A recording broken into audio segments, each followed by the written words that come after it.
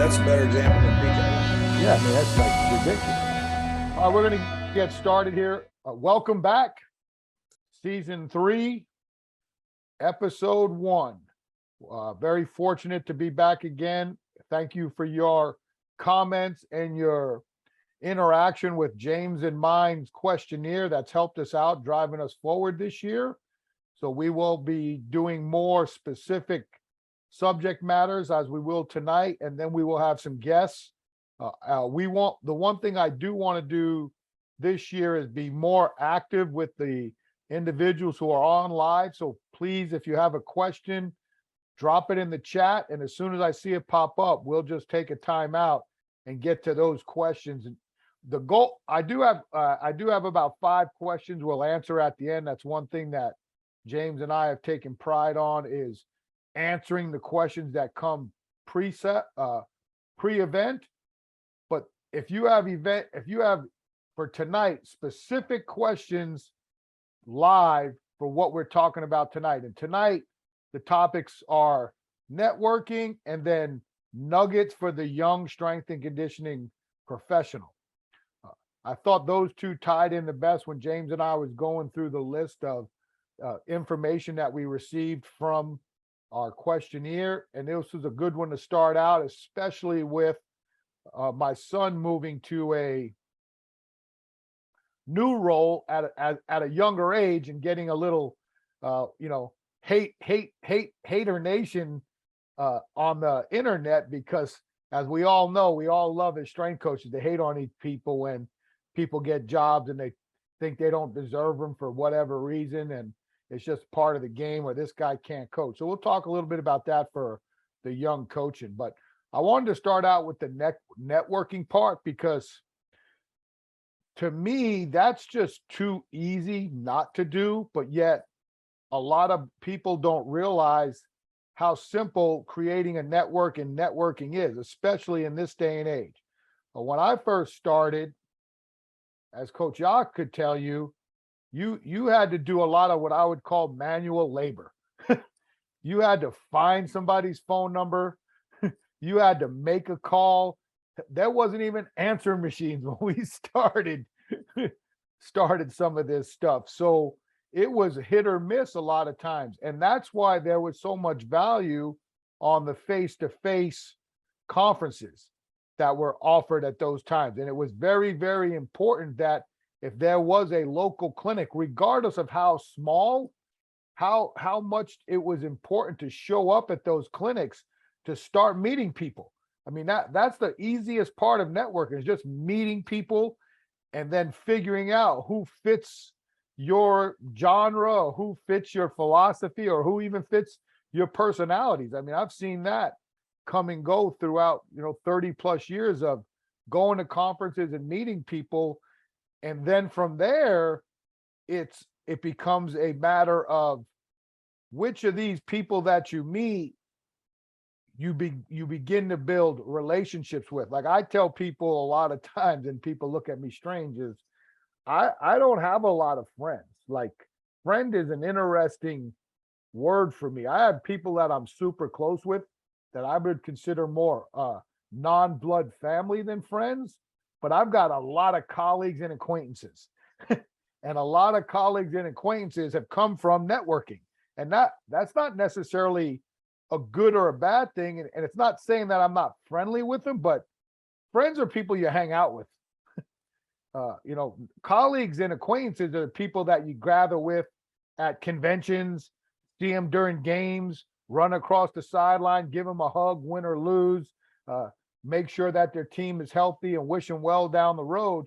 Those relationships are just as friendly as a friend. A friend is somebody you see a lot.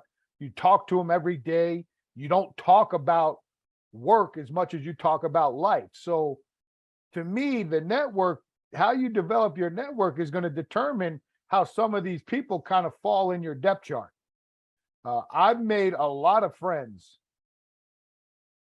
that have become family, really. And that's why I said, for me, the friends that I've created in this journey have become more of family than they are to me. My best friend works for a rival company. I mean, and I talk to him at least 4 to 5 days a week. Uh, you know, so and we started, he was one of the first people that worked for me. So that we talk more about our kids and how they're doing and sports and the wives and what do you got going on. Then we'll talk a little bit about where you're traveling to. It's the network that we're talking about is where most of the time it's building strong relationships with your acquaintances and colleagues, because most people are looking to build a network not to be friends and family, but to help get the next job or to enhance the job you're in, which is even more important than getting the job. Because what I learned in my come up was when I was chasing a job, I don't think I was giving the effort I should have been at the place I was at, and therefore I wasn't getting a lot of play.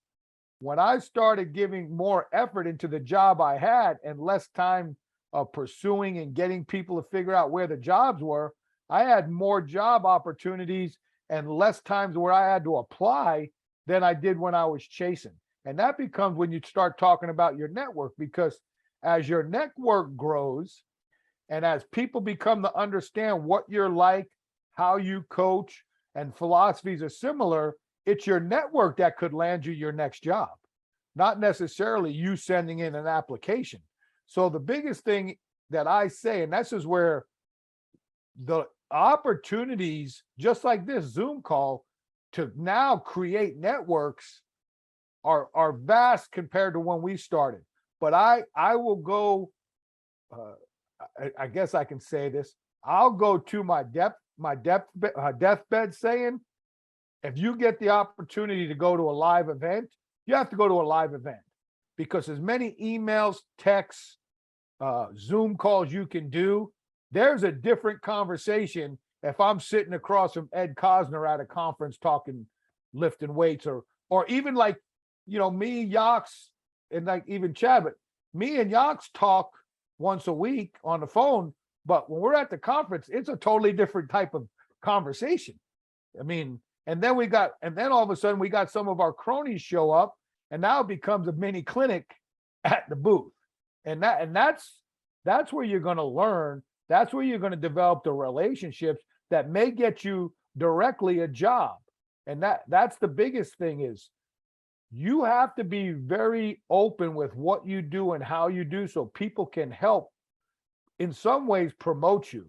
I always felt that the coaches who were willing to let other coaches in to their facility to watch them train was the best way for me to, one, evaluate talent. Because how many times do we hear, oh, so-and-so is such a great strength coach? And I'm like, I hear it about myself, and I'm like, how would you know? You've never even seen me coach. Like, and that's where, to me, I had an open door policy for people to come visit me, not because I wanted them to see if I was a good coach or not. I wanted them to meet my staff because they might be the ones that hire them for their next jobs on the come up. One of the best guys I ever hired, Joe Conley. We met through my relationship with his boss at the time, Craig Fitzgerald. We were at a CSCCA conference. It was after the MSCC dinner. We're out it's raining. We're walking right outside. I bump into him. We wind up talking for like 45, 50 minutes. And I wind up hiring Joe because of that 45 minutes in the rain at a CSCCA conference. That's the part that people don't understand. It's being aware of the surroundings you're at and taking advantage of it. And I get it. When you're coming up and you see these people that, for whatever reasons, and it's overhyped, but I've done it too, like that you revere. Oh man, that's so-and-so. They've been in the game forever. Man, I want to meet them, but I'm really afraid to go up and talk to them.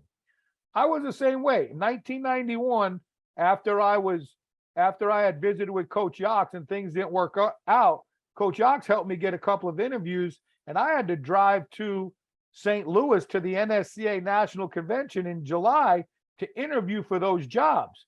So this is back in the day when you got your little briefcase and you got, you've gone to Kinko's and you've got all your resumes in order and you're handing them out like they're flyers to getting a free steak somewhere.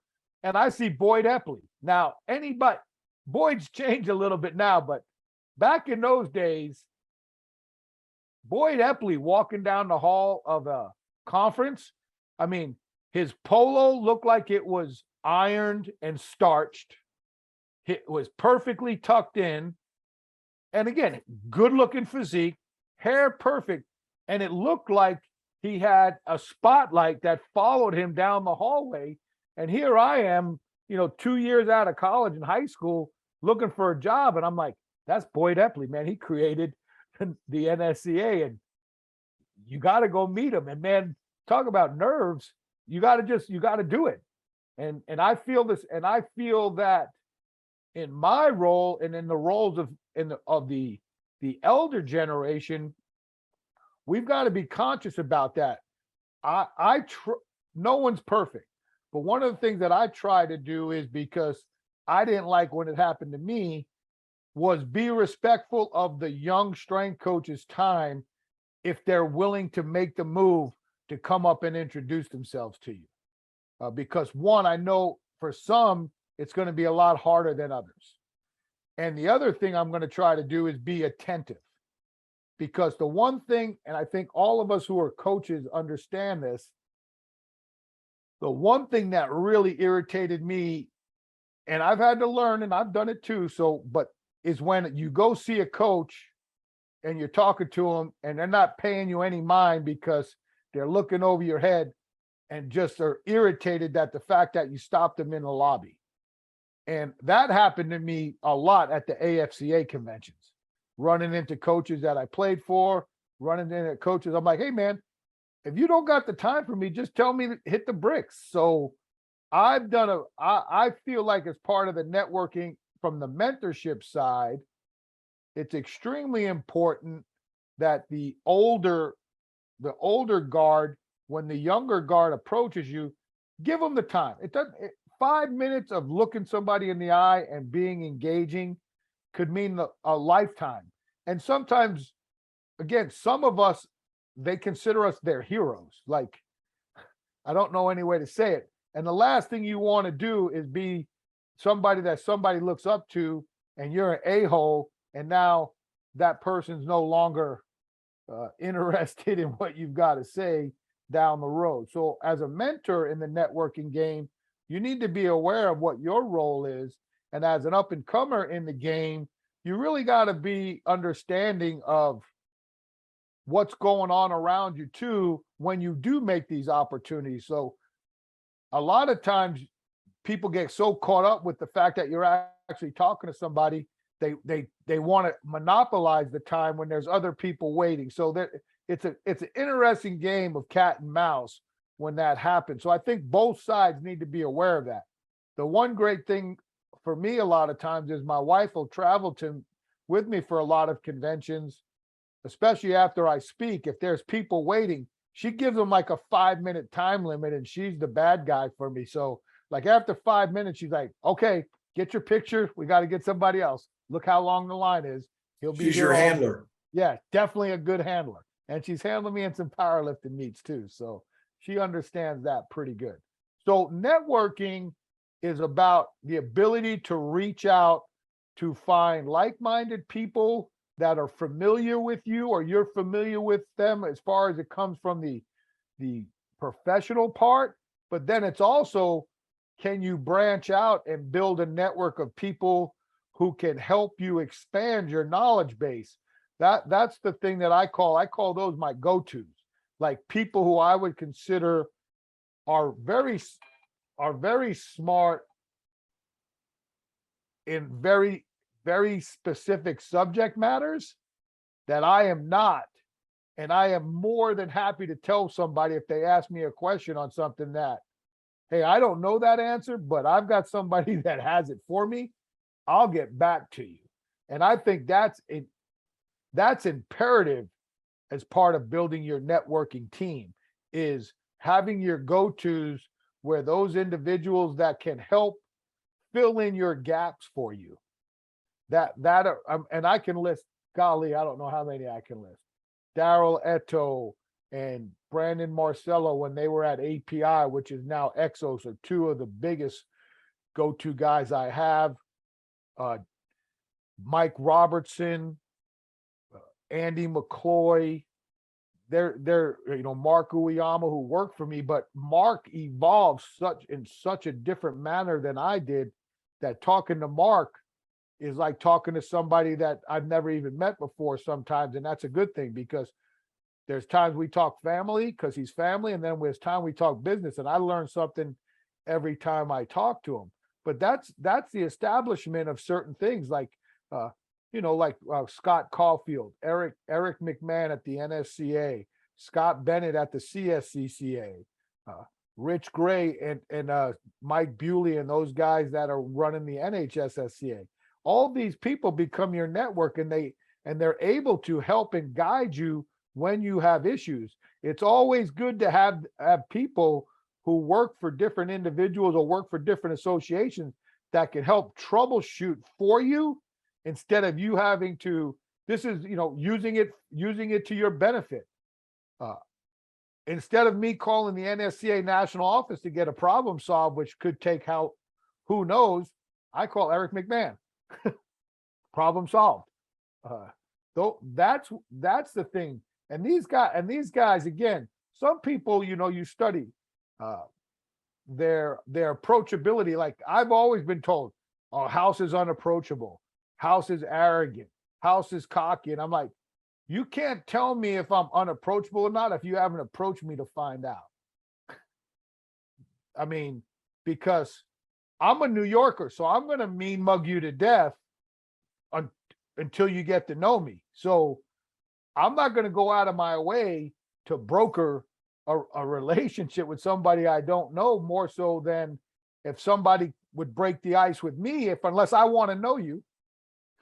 So I always laugh sometimes. Oh man, he's unapproachable. Well, how do you know?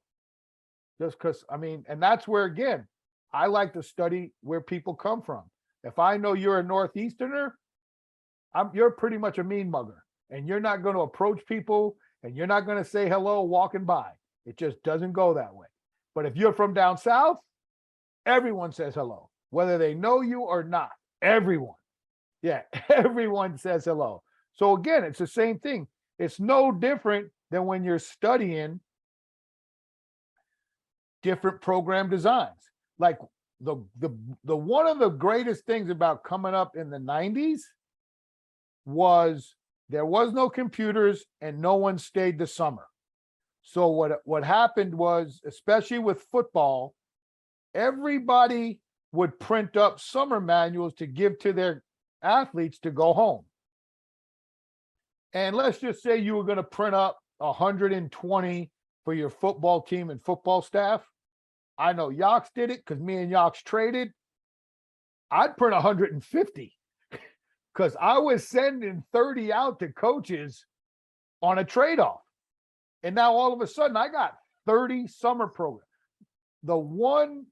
If I've got one thing that I just hate that I did, is when I moved from Utah to Arizona State, I threw out all those books. Yes. I have one major flaw. And my wife was sacrilegious, Joe. Well, I threw out that. Did you go to confession? Yes. I kept a few, but I threw out 10 years of muscle and fitness subscriptions, 10 years of flex. My wife had enough. So Powerlifting USA? No, I kept those. I kept those. That's good. And I kept all my NSCA journals. But yeah, she was like, you got to start getting rid of stuff. And what it was, and I'll be honest with you, I thought I made it. I was going to Arizona State. I was going to the big time. I used all these programs to my advantage. I broke down every damn program I ever got, like coaches break down plays. I knew how everybody trained. And we even did it at when we got to Arizona State. Cheyenne Petrie visited the swim program at Auburn. Yox gave him his Auburn program, and we spent 2 weeks on Greaseboard breaking down Yox's football program so I could teach those guys how I learned how to design programs. Was the fact that people would share with me and we were able to break it down. That doesn't happen anymore. Did y'all make fun of me? No, man, you know you're solid. Hell, you won a national title. I don't have any national title rings. And don't say it was because of Cam Newton. I know you had some ballers too. But you know, that's the thing that I missed. Like that was the fun part of the 90s was the amount of sharing that people were willing to do. Now people share, but there's a lot of that. Well, I don't want to give you everything. Hey, let me just tell you, I'll give you whatever you want. Because if you don't got better players than me, it's not gonna matter. And that's across the board. So whatever you want from me, hell, most of my stuff is out there anyway. I'll talk to coaches and they're like, "Yeah, we got a file of your stuff." I go, "How'd you get that?" "Oh, coach, you know how it is." "Yeah, I know how it is." I mean, it's everybody shares files. So my thing is when it comes to the networking part, it's very simple. Find what you're looking for. Find those individuals who can help you, and don't be afraid to break ice and be an icebreaker. And nowadays with social media and Zoom is about the next best thing you can do to meeting live. But I will tell you this. I say this from a guy who made no money to a guy who had a pretty successful run in the NFL when it came to finances. I don't care how much money you make, and I know if you're married, there's a lot of things that go into your budget, but I know how much money is wasted on ancillary stuff that you can invest in your professional development. And part of that is clinics. You know, I remember Jim Wendler said something like, "Do you drink beer every weekend?" Watch out, Yox. He said, "Well, for every dollar you spend drinking beer, you could save that to go to this clinic." So now, if you got per diem from the school, that's a little different. Then you drink beer at the clinic. Yeah, then you can drink beer at the clinic.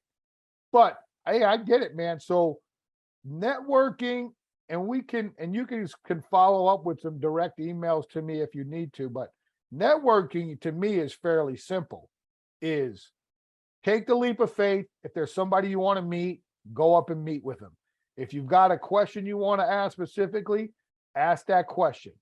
Most coaches are generally good people and they want to help, especially those who are coming up. I always try to help as much as I can because guys like Yox and guys like Ron Thompson and guys like Jeff Connors and Al Johnson, those guys help me on the come up. Mike Gentry, those guys help me on the come up. I owe it back to the people that come up behind me to help them. And as this whole thing trickles down, it's the same thing. I always approach things a lot differently, is especially like when I present, my ultimate goal when I present is to make the people that came before me proud. The younger crew, I hope I entertain them. I hope they get something out of it, but I want to make the people who came above me proud that I'm representing, and I always make sure that I throw out how important it is to learn the history of where we came from. And that to me is very, very, very, very important, because that's one of the things that we're missing now. Because of the way strength and conditioning and performance has really expanded, the way we all came up is so different now. When I came up, pretty much everybody was involved with sports. But nowadays, you'll talk to people and you go, "How did you get into strength and conditioning? You never even played a sport." I don't know. I mean, I just saw these guys teaching people to lift weights and I thought it was cool. And then they wind up being great coaches. No different than some of the football coaches that have never played football and they wind up being some of the best coaches. I mean, Mike Leach is a great example of that. It's like the guy's is a mastermind offensive coach, never played. So we got to be aware of that. Okay, next, nuggets for the young strength coach. First nugget is, don't care what anybody else thinks.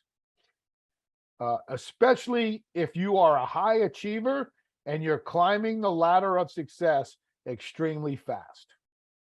And I'm going to give you two examples of two individuals. Both happen to be in my circle. One is my own son. You don't look at age and don't look at name like in these examples. You look at what they've accomplished. And one thing that I'll tell you as a young strength coach, asking what can they do from a standpoint of climbing the ladder of success, maybe more expedient than others, is once you've committed to the fact that you want to be a strength and conditioning coach, it's very simple. Do everything you can to be a strength and conditioning coach. It's not your fault that you figured out at 17 or 18 years old, your freshman year of college, that you wanted to be a strength coach. When I hired Adam, when Adam Feit worked with me at three different places. He was a full-time strength coach at a Division I football playing university in the traditional model. He oversaw all sports and was an assistant strength coach in the NFL by the time he was 25 years old. And if you looked at his resume and saw what he had accomplished, he's part of the Springfield Mafia, so they're going to prep you early. The amount of internships and opportunities he had put him in those positions. He interned for us at Arizona State, and he had already done internships at the USO, the Olympic Training Center, the OTC at Colorado Springs. He'd already worked as an intern with Jerry Martin at UConn, his individual internships through the Springfield Strength and Conditioning Department, came out to us, finished that up, we got him going to Citadel for a GA. I hire him at Louisville and give him his first full-time job. 2 years after that, he's the head strength coach at Eastern Michigan. A year after that, he's with the Carolina Panthers. So no one can say he skipped a step. He was just in a position where he was able to get his steps a lot faster. And because of his network, he was able to catapult into a position a lot faster than others. And no different than my son. He's got a great title. He's the director of sports performance or human performance at SMU right now, his second year as a full-time strength coach. But when you look at how he started, he was 17 years old. He already knew what he wanted to do. He had done internships with the Carolina Panthers, Wake Forest, Appalachian State football, Iowa State Olympic sports, all while he was still competing as a track and field athlete. Spent 2 summers in Dallas working for Geno Pierce in the performance course, where he coached 500 athletes a day or more, from 10-year-old to high school seniors, male and female. He graduates college with 2 master's degrees. He's CSCS, USA Weightlifting 1. He's got a lot of, hell, I wasn't on his resume. He never even told people he was my son because I told him he couldn't trade off my name. And he wound up getting a position at Army, and a year later, a great opportunity opened up. He didn't get the job because of anything, his last name. He got the job because he interviewed well enough that the guy he was going to oversee him felt like that's the guy for the job. And in this day and age, when you have especially a male strength and conditioning coach who is willing to do Olympic sports and not work football, there's not a lot of them left. If they are left, and I think Yox would agree, they're more in our age bracket and realize the rat race of football, that I don't want to get into that game of hire and firing with the coach. And so in that case, again, he took a little criticism out there. Some people were shooting some stuff off on the internet about it, about, talking about being patient, and then Peter Ken gets a job. Hey, it's not his fault that the guy's been attending NSCA clinics since he's been 13 years old and has done demos for me in presentations at national events, and all these coaches know him. That's part of the game. I was able to afford to bring him with me. He wanted to go. He wanted to attend the stuff. I didn't ask him to. So yeah, did it help? It helped. Does it help that his dad is his dad, or did it help that his dad was a strength coach and knew how to guide him? I think it's a little bit of both. But if he knew he wanted to be a strength coach coming out of high school and was able to go meet with the right people and expedite the process, that has nothing to do with age. Experience has nothing to do with how old you are. It's how much you can accomplish in the time period that you've had. Some people, it does take longer. That's a hard part. Though, and that's what I've been trying to be a champion for you younger coaches, because of the decision processes that you have to make are so much different than when I came up. And we've done a poor job as leaders and directors and head coaches of not understanding that the game's changed and we're still asking you to accomplish things that are harder to accomplish. The biggest one is when I was coming up, when Yax came up and when Chad came up, and I'm sure Ed it was so easy to apply for a job with a master's degree and 2 years of experience, because every one of us came through the GA generation, where there were no full-time help except for the head strength coach. And in some cases, there wasn't even a full-time head strength coach. It was a part-time guy and they were using GAs. So when we came up, we were the assistant strength coaches, but we were graduate assistant students. And when we finished our master's degree, guess what we had? A master's and 2 years of experience. And until this day, a large majority of job descriptions say master's and 2 years of experience.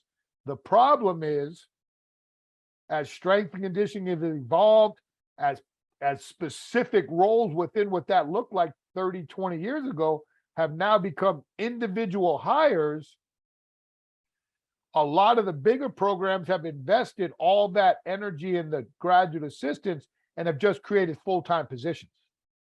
So now what's happened is the lost art of being a GA has now made the decision for a younger strength coach. What do I do next after undergrad? Do I do a free intern, which I still can't believe we get away with that, but do I go do a free internship because they say I need experience? Or do I go to school and take a loan out to be a graduate assistant, but then I got to get a job to pay that and I can't get the hands-on experience I need? So this is that conundrum that these kids have. What choices do they make? When they ask me, I say, go do the internship. You can always, in this day and age, you can always go back to school, and I'm going to be dead honest with anyone listening in that age bracket. If you have a undergraduate degree in exercise science and you're certified by the NSCA or the CSCCA, you can hold off on your master's. You need to learn how to coach. When we did it, it was easy to get a master's. And we were coaching 60 hours a week. You're not afforded that anymore. And what happens now is the schools that do offer GAs with really good packages, full tuition and a stipend, they're what are considered lower level schools, Division 2s and Division 3s. So now the dilemma is, hey, do you take this Division 2 GA spot? It's a great Division 2 program. I'm going to get a master's degree. I got living expenses paid for, housing, everything, school, and I'm coaching 5 or 6 sports, only to know that when you apply for a bigger job, there's some coaches going to say, oh, I'd love to hire you, but you're a Division 2 coach. That happens. I've seen it happen. A buddy of mine was a Division 2 basketball only strength coach at one of the best Division 2 schools in the country. Elite 8, Final 4, Division 2, numerous years in a row. Tried to get him in on 2 big name college jobs. Yeah, I don't know, man. He's been a Division 2 coach for a long time. People are going to label you. And that's another thing, another high concern is how will sport coaches, if you get into an interview, how are they going to perceive your experience? And that's tough. I feel for the younger strength coach coming up. But that's where you got to make you got to take leaps of faith sometime and make life-changing decisions when it comes to how am I going to build to get to the job that I want. I said this early with my own.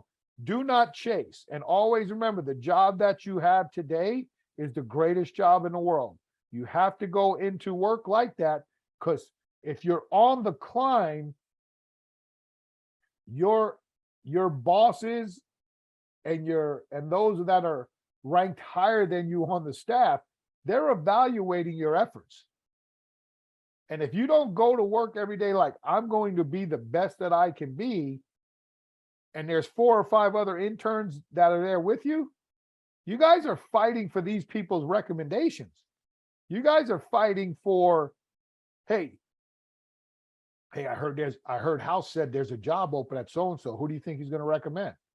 Well, I ain't recommending the person who don't show up on time. I mean, little stuff like that matters. This is all the stuff that you have to think of. I know people say don't sweat the small stuff, and I get that. But when you're on the come up, you got to sweat the small stuff, because that's what I'm watching. Because I still to this day will test with some stupid, idiotic stuff just to see whether or not or how you respond to that task. Again, I mean, like stupid, like Yox will tell you back in the day, those football GAs would have to go pick up dry cleaning, gas the car for recruiting purposes. And that was all a test. Pick the coach up at the airport at this time, or get to the house an hour early and wait in the park, wait in the driveway till I'm ready to come out to take me to the airport. Those are all tests to see if you can do what's asked of you with as close to a smile on your face as you can, and then be able to understand deep down that they're testing you. Why does he want me to show up at 11:30 when he doesn't leave till 1? Because he wants to see if you're going to show up at 11:30 when he knows you're going to leave at 1. Because then he knows that he can count on you when he needs you to do something for real. Like I always used to tell people, oh, House, when are you going to let me write a program? When you learn how to clean the weight room up the way we ask. I mean, if you can't clean up the weight room right, you think I'm going to let you coach these kids? No way. So don't look at it like, man, did he really ask me that? Instead of looking like, oh, he's testing me. So what I'm going to do is I'm going to one up the tester, and I'm going to go out there and demolish what he wants. It's a Jedi mind trick. That's what they're Jedi mind tricks. So you got to Jedi mind trick them back, and understand that what you're doing is you're building your confidence and your commitment level that these people are ready and willing to help you get a job. My ultimate goal was with our interns, if they were good enough, I wanted to try to find them a job before they even asked me to. Like that was my job. I always felt cool when I would walk down the back and say, hey, send your resume to this guy.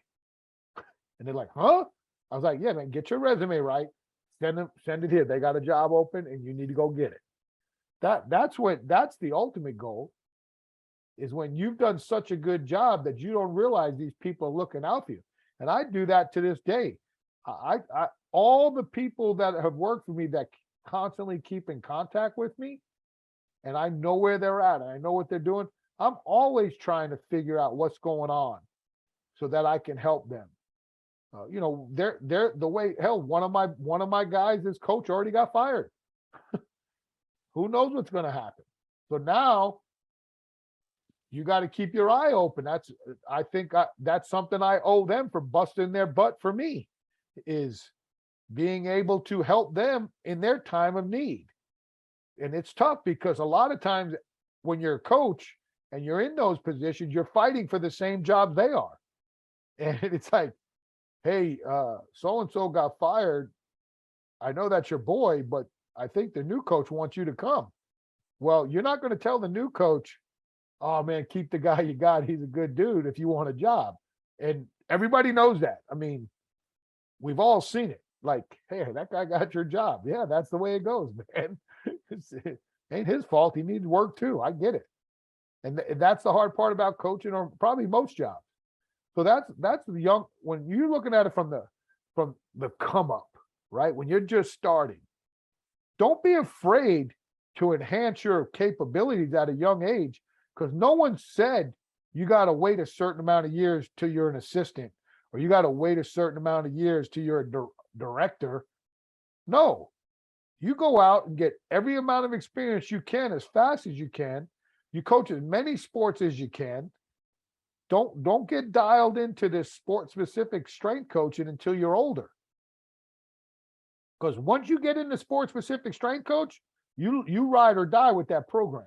And that's something that a lot of younger coaches have yet to understand. When you sign up as a sport specific strength coach, you are 100% signing up for wins and losses. It has nothing to do with your injury rates. It has nothing to do with how strong they are. It has nothing to do with how fast they are. If you sign up and go all in with a specific coach, I don't want to hear when you get fired because you didn't win that you did everything right. Because obviously you did it. Something was not right. Well, coach, we had our vertical jumps on the basketball team were off 40 inches. Well, you still lost. Something's wrong. Now, don't blame it on the coach because he didn't teach rebounding, because I've done that to coaches too. Well, he still can't rebound. Well, I've been to practice. You don't teach him how to block out. How's he supposed to rebound? It's like, hey, guy can't make a play on defense. Well, you didn't teach him how to tackle. Guy's playing down. He won't tackle nobody because you haven't taught him how to tackle. So those are things that you got to understand. So be really conscious and aware where you want to go and how you see this job and this career moving forward. It's great. Like strength and I don't think there's anybody who's been a strength and conditioning coach as long as I have will tell you there's a lot of great things about it. There's a lot of shady stuff about it, but you've got to accept it. We all accepted it when every one of us started going football only. We all knew what that meant. It meant more money, less tenure. And when that whole thing was being split, people jumped ship even faster when administrators were telling you, well, you work for administration, and then the head coach would still get you fired. And we know a coach that was at Tulane a long time ago, right? Yox, that was told by the AD, no, you're good, meets with the head coach, and the head coach goes, what day do we start? My guy will be in 2 weeks. Go see the human resources to get paid out. So sometimes you're going to align with coaches. Now, let me give you about coaches. They want you to trust them, and they want you to be loyal to them until they get a bigger job and can hire somebody for your position because they got more money. Oh, we love you, but now I got $1 million to pay a strength coach. I can go get that guy. And then you're out on the block because the new coach don't want you because he brings somebody in. So I will tell you this. You should be loyal to one person and one person only in that building is yourself. And then everybody else you should be loyal to are the people you come home to at night. Everyone else, keep them on the damn depth chart, because as much as you think people are going to be loyal to you, it's hard to be. Coach, I know Yox has worked for some great coaches, great ones. And we've been in positions where coaches get fired. And guess what? They're going to take care of themselves before they even think about you. And that's just the way it is. Because they got to put food on their kids' plates just like we do. The difference is the head coach is probably going to get a nice buyout, and all of us assistants are usually on, back then, we were on 1-year deals, and some of them weren't even 1-year deals. They were 1-month deals. Really, we didn't know what we were signing. So worry about yourself. This day and age has changed. Ronnie McKeefe, when he wrote the CEO Strength Coach, that was an important book for this generation of strength and conditioning, because it showed you how to utilize your expertise outside the university setting to help you improve possible multiple streams of revenue. And Ryan and I had talked about that when I got let go at Louisville and when he got let go of Tennessee. And he figured out, he took it to a next level after I got let go. And he put together this book, but don't overemphasize some of the things in that book where don't create a website and think you're the next guru when you haven't even coached yet. See, these are where you got to understand where you still fall into play. I'm not saying you can't produce product, and I'm not saying you can't show your intelligence, but when you start talking about things where you really don't have the experience yet, that's where you're going to crash and burn. So always remember where you are in the climb, and not so much how the people below you are going to look at you. It's like I said earlier, ask yourself, what are people that above me read this and see what I'm putting out there? What are they going to think of me? Because there's some coaches out there now that are what, 3 generations younger than me that are straight bosses. Like I love watching and listening and doing what these guys are. They are very, very, very impressive. They have earned the right, in my mind, to put out and say whatever they want. But yet there's still others that are still in a position where they haven't proven themselves on the floor with teams that are promoting themselves in a matter that they have. And then they want to know why no one taking them seriously. You're not going to get taken seriously until you prove it with teams and what you accomplish on the floor and what your coaches and athletes say about you. That's the key. It has nothing to do with, you should care less what anybody thinks about anything you're doing besides yourself, the coaches you work with, and the athletes, more importantly than anything. If you get the best evidence-based you'll ever get research is positive athlete feedback. That's, people will call that anecdotal and it has no meaning. Believe me, I take more value from every guy who came in my 9 years in the NFL, said, thanks, House. You got me through the year. I didn't need any T-test qualitative data to tell me we did right by the athlete and the program. Now, research is important. I'm not saying it isn't. All this stuff comes into play when you're building up your game plan to climb the ladder of success. You have to take the stairs. You can't take the elevator. Those who are trying to take the elevator, you're going to skip something, and it's generally going to backfire as you get older. So you got to be very, very aware of that. So that's kind of my touch on networking and professional development. I know James said we wanted to try to keep it to an hour this year. So I'm going to go over a few of these questions I've got. The first, and then we'll wrap it up. First one was, what is the best way, in your opinion, to create a work-life balance in this profession? If I had that answer, I wish I would give it to you. I have no clue. I spent my work-life balance was, I'll tell you how my work-life balance was. And this is a different deal. When your own son tells you he coached you, you coached me 100% of the time, and I needed you to be a dad once in a while, that I can tell you how skewed my work-life balance was. I felt like my balance was, I'm going to go and do everything I can to be the best. I'm going to put everything I can into plan A, which is being a strength coach. Because if I did that, everybody in my house would be well taken care of. And sometimes I forgot that I needed to be there more. And I wasn't. So for me, even now, even in the job I have now, it's still strength related. It's like, I do have more time at home, but my kids are grown. But I still find myself being selfish. So I would tell you this. Here's part of the problem is my only hobby is lifting weights, which is my job. So I never get away from it. I value and can appreciate those coaches who find something outside of what we do. And hopefully that can bring your family into it, where you can do some things family-based that take you away from that and can balance that out. The one thing that my wife would always remind me of is, as soon as you walk in the door at the end of the day, you got to take big house is over. Like, you can't be big house in the house. So, and that was a constant when my kids, especially when my kids were old enough to understand what was going on, that was constantly being reminded to me was, all right, you're not at work anymore. You're not hanging out with the cronies. You gotta be here. You can't fall asleep on the couch. You gotta make time. So I wish I could help you on that. And I'm sorry I can't because I still haven't figured it out.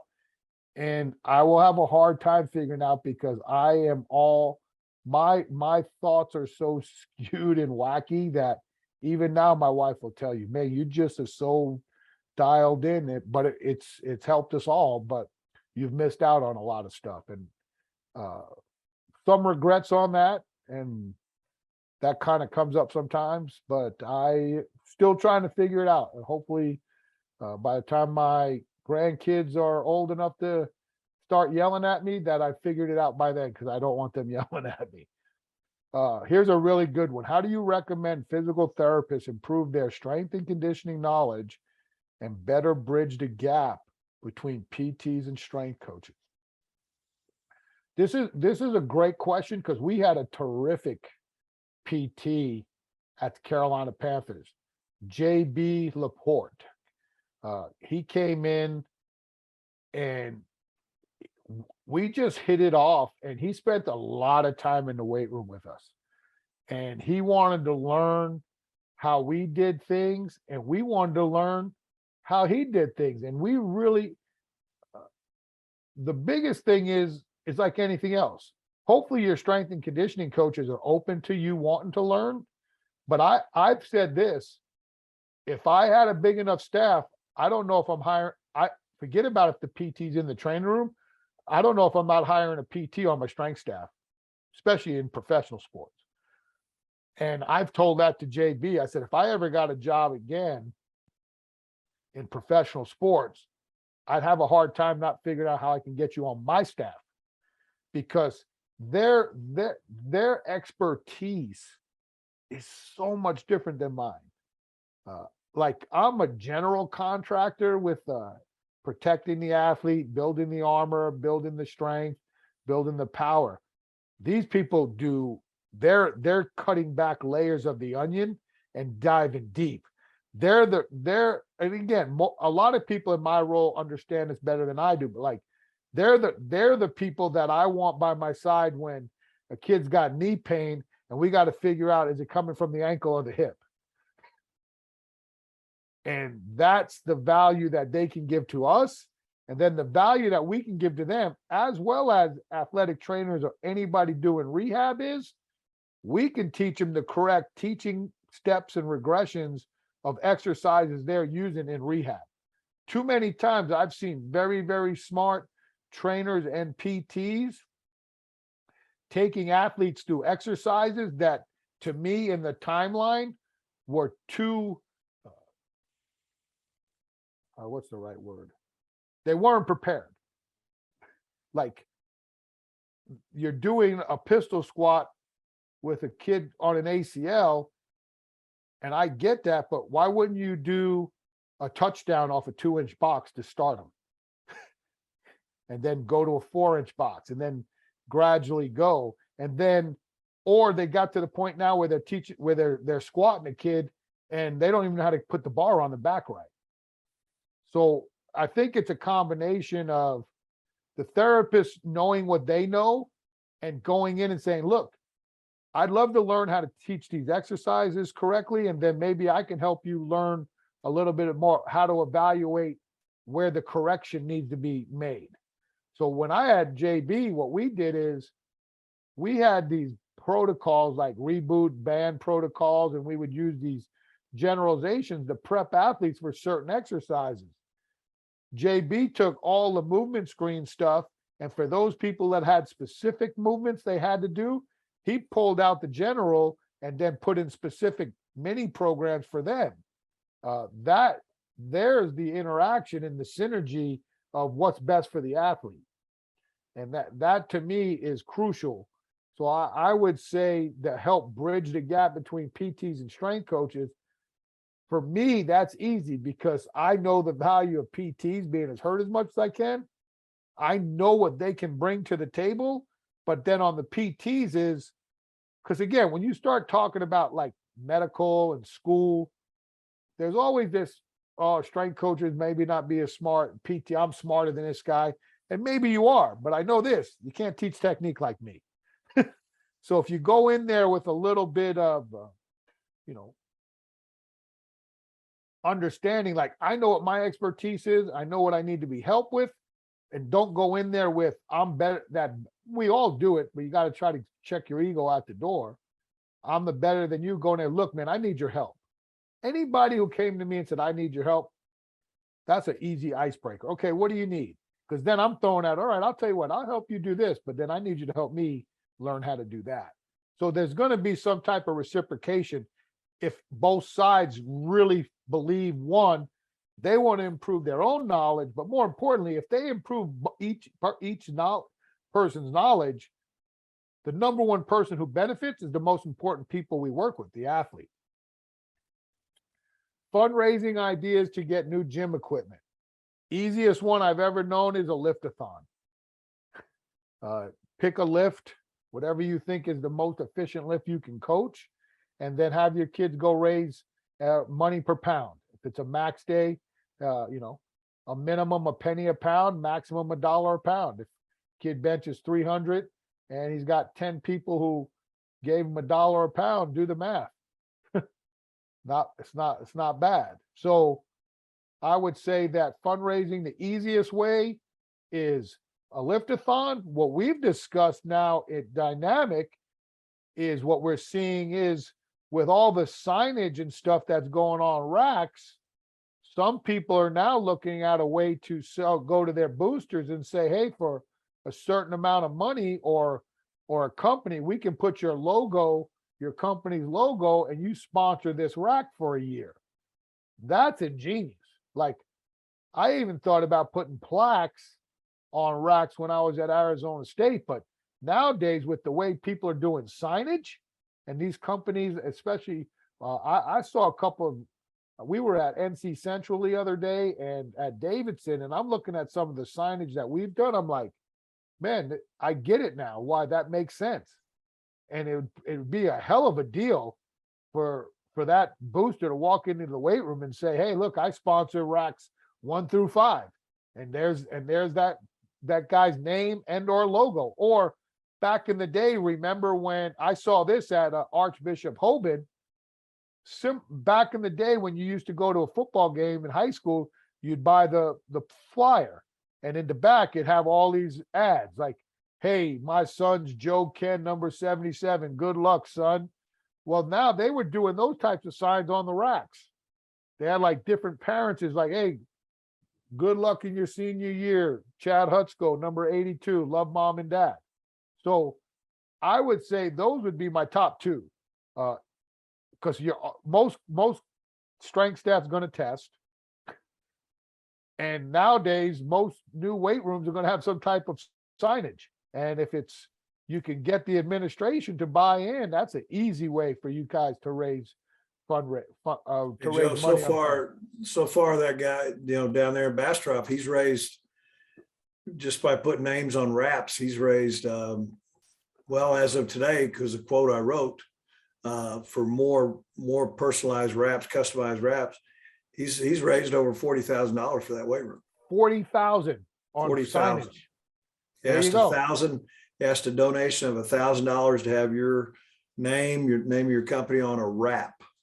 And he sold, when I installed the room, he had already done 36 of them. And I wrote a quote for 5 more today. There you go. That to me is money on the bank. All right, then these are specific.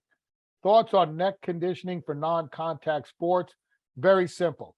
You train the shield, what I could call the shield, the neck, the traps, and the posterior shoulder. The number one key for non-contact sports is improvement in posture. And everything comes from posture and stance. So that's a no-brainer. Contact or non-contact, the only difference would be how much volume you would need in a non-contact sport trained in that area versus a contact sport. Assess and balancing the chains of the body, lateral, anterior, posterior, transverse, using various implements and exercises. Some suggestions for the weight room, select pieces of gym equipment and or movements. I don't think enough people do transverse plane movements. And if you build your whole lunge progression or step up progression through that, I think that's a great way to do lower body work, is through lunge and step up progressions. There's a lot of great machines out there from a posterior chain lower body standpoint. The inverse leg curl, which is it's a counterbalance weight assisted Nordic curl. And if you're a huge Nordic curl fan like I am, it's an ideal piece of equipment to have in your room. I do like doing reverse pec deck work. I mean, if you have the ability to have a machine in your room, depending on the space, that would be another great piece. I'm going to spend more of my time looking at pieces that are going to work the lower body and or the posterior capsules of the shoulder and the back. To me, any piece of equipment from a lat pull down or seated row that hits a different angle is an attack point. One thing that I've learned through training, especially with the amount of new volume I've learned from what Matt Wenning calls the Wenning warm-ups, and I write in our programs as readiness, is any variation of an exercise you can find, even if you're making it up, is going to affect that body differently than your standard. There's only so many times you can do a front pull down, but if you can change the bar, if you can change the grip, if you can change the angle, if you do it single arm versus two arms, independent arm carriages or independent limb capabilities on a machine versus not, that there's just way too many opportunities out here to you really work the whole body. I mean, if you follow bodybuilding, they were always looking to change the angles. They always were looking to change the angle. Even like it's funny too, because we do push down, everybody's on push downs, and somebody just posted something. I actually reposted that they were saying overhead extensions, which I thought was more strength building stuff when you're doing extensions versus push down. They said that even elicited more of a hypertrophy response than traditional push downs. Push downs for me are like good readiness pumps up. I've always used extensions for strength, but now if they're going to be that's a new one to me, that they're size 2. So just studying different types of movement patterns. I always will tell you to overemphasize the posterior chains of the body, both the upper body and the lower body. I think that's it. All the questions. Well, I appreciate y'all staying on. If we can ever do anything for you on behalf of Dynamic Fitness and Strength and Kurt and Tammy, our owners, but more importantly, before we sign off, I just want to say this is our producer James's last Dynamic discussions. He's moving on. I'm going to miss him. He's really helped make this show move with his behind the scenes help with me, getting out the information to all you for the registrations, helping me with the questionnaire to try to better season 3. But I want to wish him the best and say thank you very much, James. I've learned a lot from you. We've grown, and I'm going to miss you. So, James, we'll see you. Got a couple of days left with you. I know Yax and Chalice think the same. Yep. But whatever you do, man, just know we're all here. And again, Dynamic discussions next month. Travis Mash, world champion powerlifter turned elite level weightlifting coach, and Travis is a friend. He started out as a colleague and acquaintance. He's a friend. He trained my son Peter when I was coaching at the Panthers because I was never home. And we've developed a great relationship. He moved away. His gym used to be 4 minutes from my house. Now he's living in Lenore Ryan in Hickory, coaching out of there, which is only an hour away.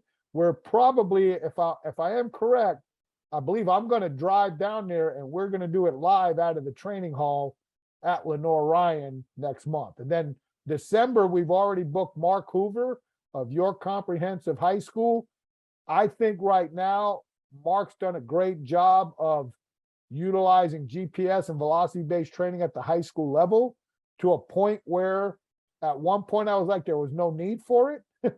And now I watch the way he's implemented it and seeing more schools utilize it. I think there is some value if you have the right strength coach. So I'll be real interested to have him come in and talk to us about that. And we're filling in the gaps for the new year for 2023. But again, thank you very much for listening, and we will see you all next month. Peace.